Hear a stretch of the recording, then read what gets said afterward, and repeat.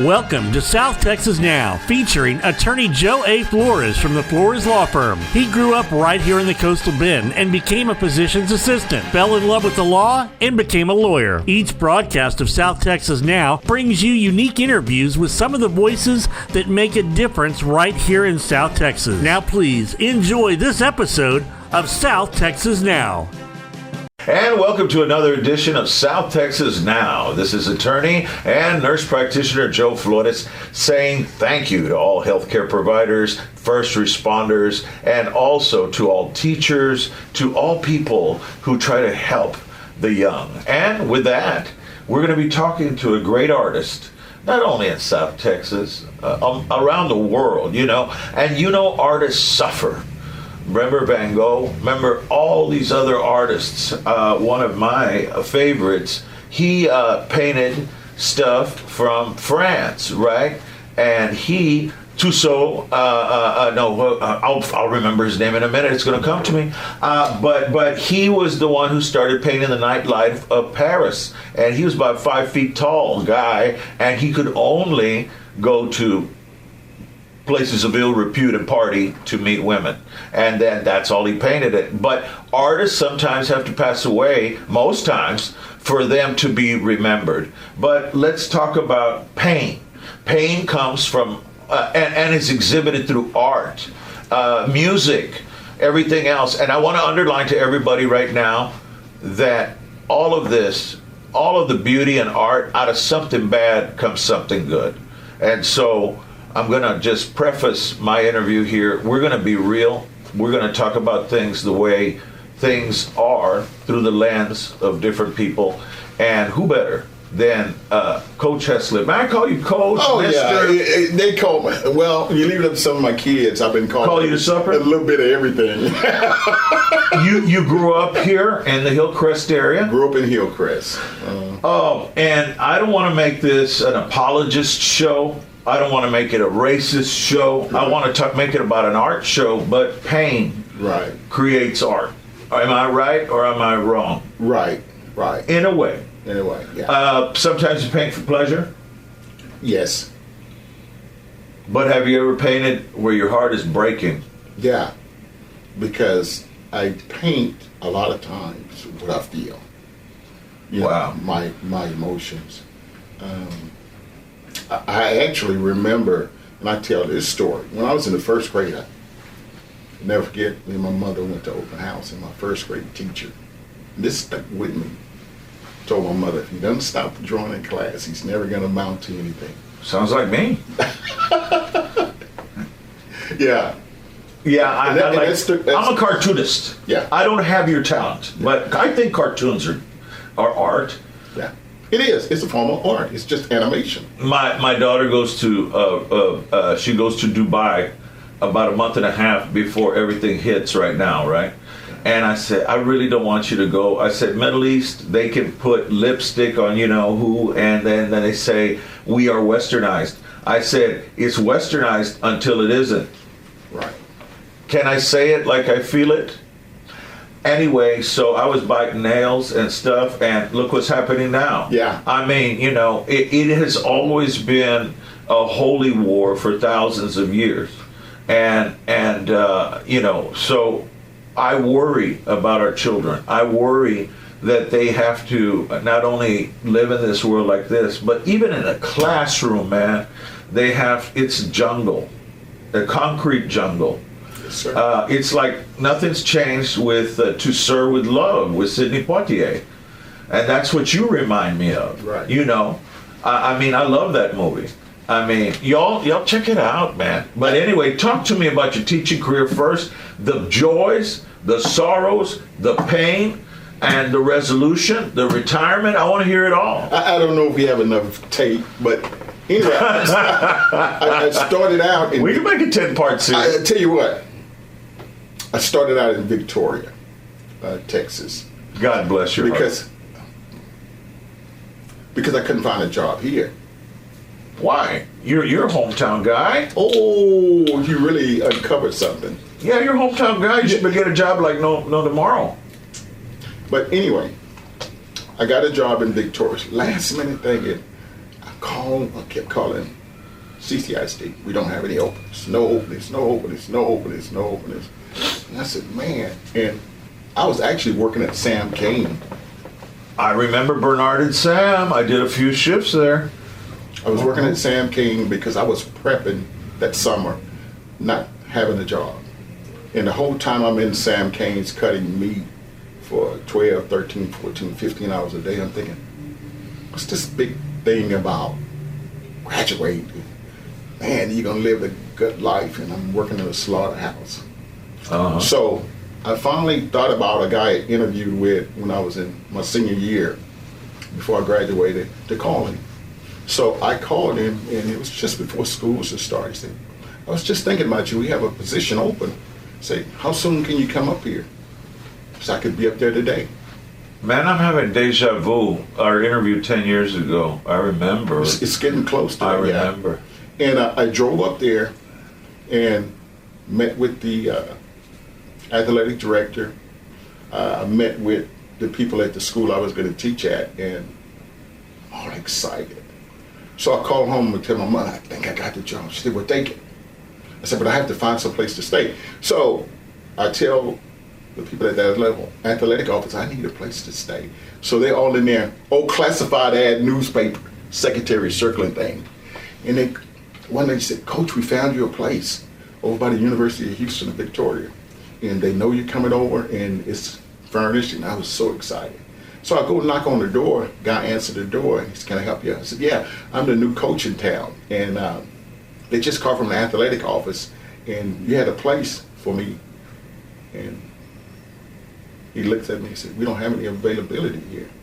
Anything, any apartments available? I said, yeah, they just called from the athletic office. And he looked at me again and said, what did I just tell you? We don't have any availability. Sounds like you can replace department with apartment when you're trying to look for good living. Yeah. And so he just slams the door, and I go back. And so go to the payphone, call my mom, just take your job, we'll figure something out. I actually commuted from Victoria for a whole month. My man.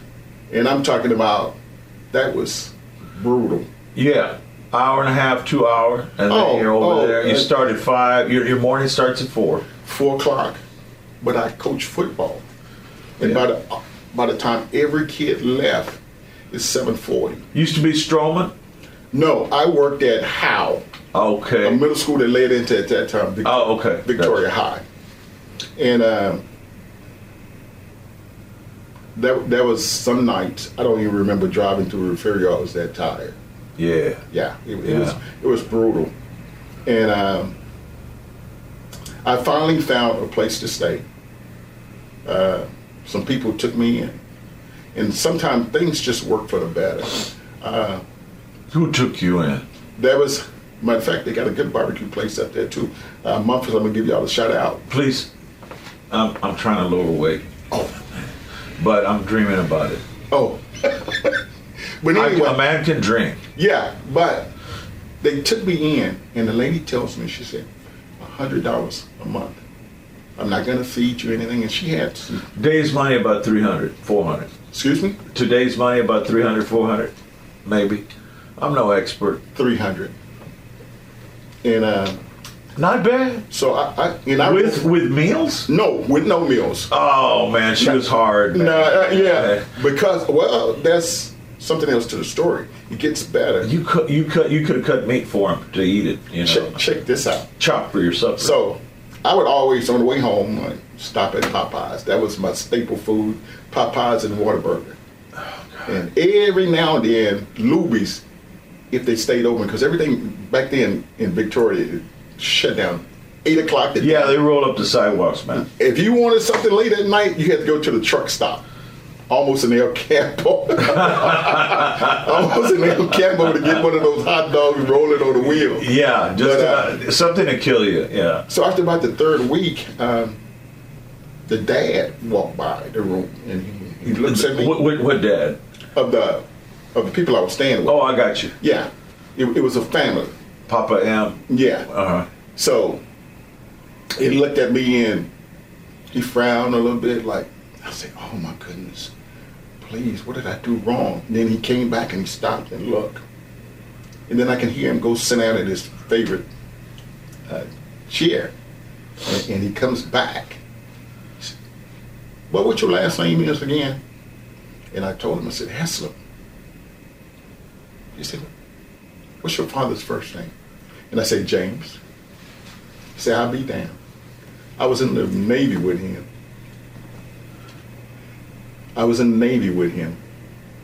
And we were best friends. Wow. And after that, everything changed. I got meals. If I stayed home sick, the mother stayed home and nursed me back to health. That type of deal.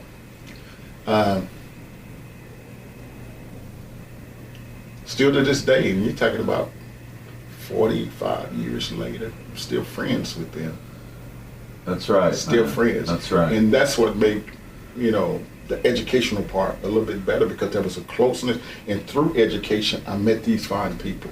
Well, I tell you what, a lot of people that I've met that have gotten their education, gone to grad school, what have you, or achieved something, they say, nobody helped me. I did it all by myself. Oh, no. And no, man, dude, you're deluding yourself. I've had so many people help me. And the people who didn't help me, helped me. Yeah. Because of my color, because of my background, because I wouldn't be quiet about things, Right. and they hated me. To this day, they hated me. They're attacking the mayor, and I lit them up, man. I went jihad on them, and I said, bring it on, man. And I said, in fact, enough of these blogs and just little league stuff. Let's get it on the networks and let's talk about it. And nobody answers, because everybody is a keyboard hero. That's right. Everybody is like that. And we think about it in the terms of, I made it alone. That's not true. I don't care if you're white, black, whatever. Ladies and gentlemen, we're all the same. And we all have needed help. Some of the people that have helped me the most have been white. But some of the people who have given me inspiration through their negativity have been that way. But it hurts. It hurts. So we've got a minute left. I'm just going to wrap this up with you having the floor. You got it. Say something about your experiences, and we can come back to it. Right. But tell us a little bit about it. About my experiences in Victoria? Oh, your teaching experience. If you could sum it up in a commercial of 30 seconds. It's hard, isn't it? For the most part, great. All right. Still today, I'm still in contact with a lot of my students. And you protected a lot of those students that faced racism, hazing, bullying. You probably helped my daughter in some way with the middle school she went to that will remain unknown and private, where she flourished at Ray High School.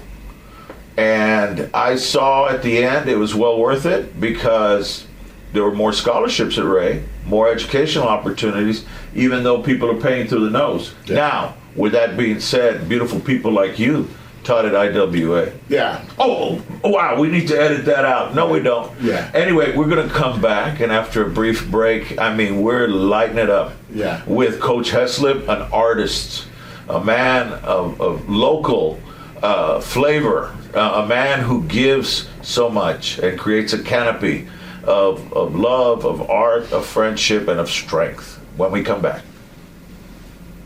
The details matter. Every person matters. He is a straight shooter. I love that he helps the community. He's committed to his clients in a way that you never feel like you're being left out. He applies the same attention, the same strategy.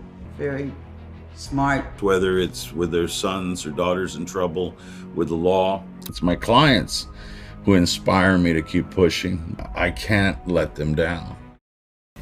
And we're back after a brief break. You're watching South Texas Now.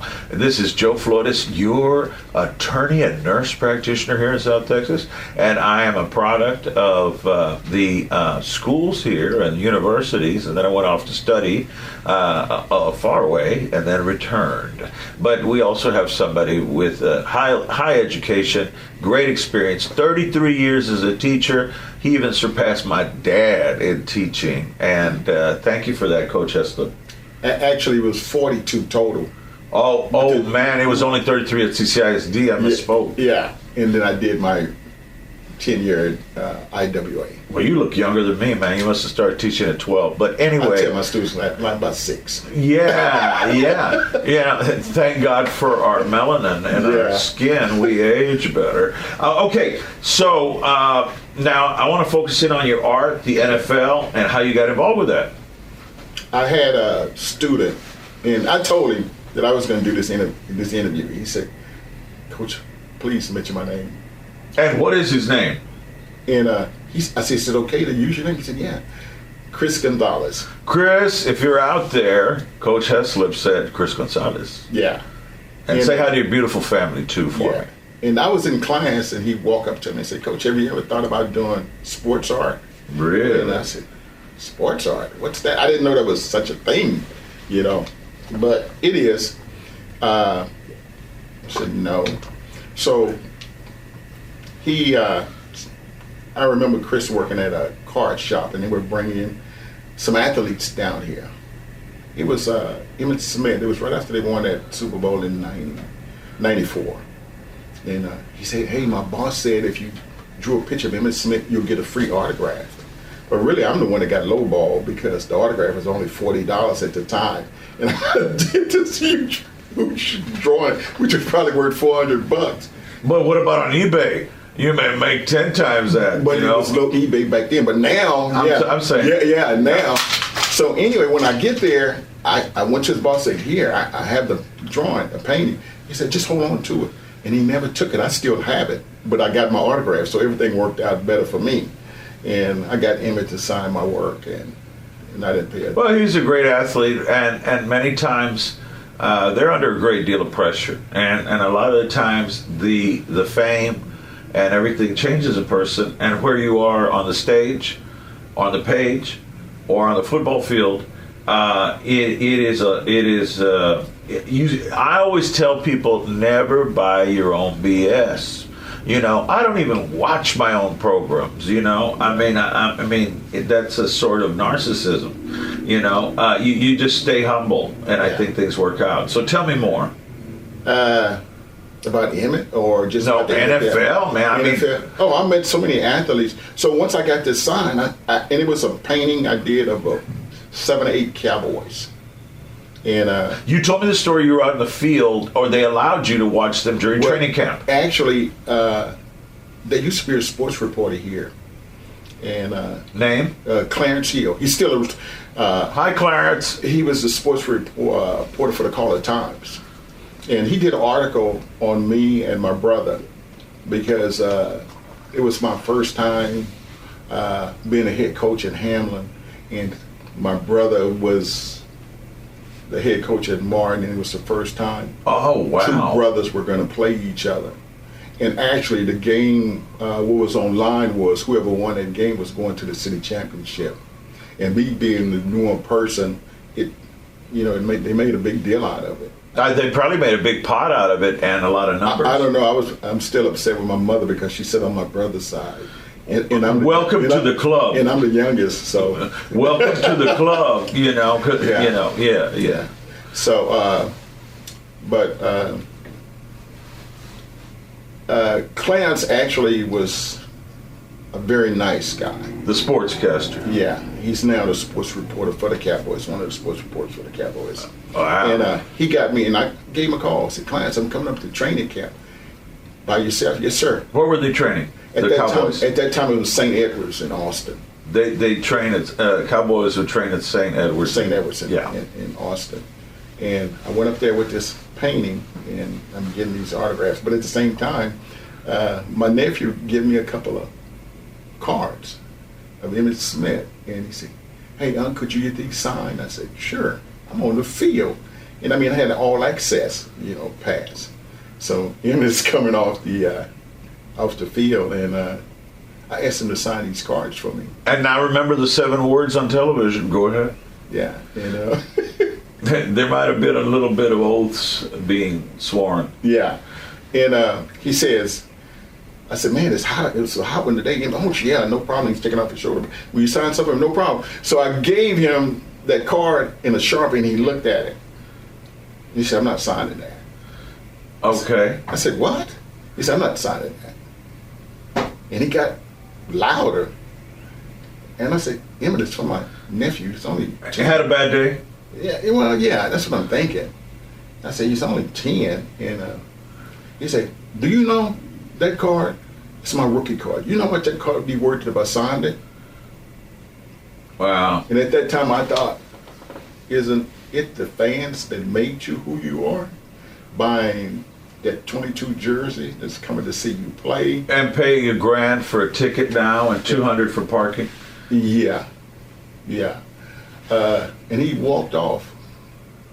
But I had the opportunity to meet Gale Sayers. So we're man. two ends of the spectrums, running backs. Don't start, with the history of Gale Sayers in movies and Hollywood.